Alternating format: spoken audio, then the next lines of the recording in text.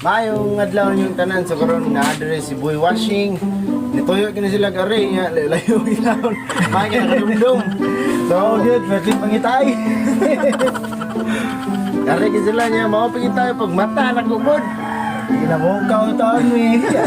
Salamat butan kay tanan gari si Butsoy. Bisa gadokan ya tuban gid. Salamat kay sa idol. Salamaton kay ko nakabisita dito kay sa atong idol sa Tuburan. Salamat po sa ilang pagari. Isa pa yan, si Idol Butsoy o si Idol Berto. Hindi kinala yung promote guys. Promoted na nila. Ako na lang guys, no, si Boy Washing. Kasi kalimut sa pag-like o follow siya Facebook page, Boy Washing. Dagan mo kayo siya. Mag-imo na video, binyong ngatangan.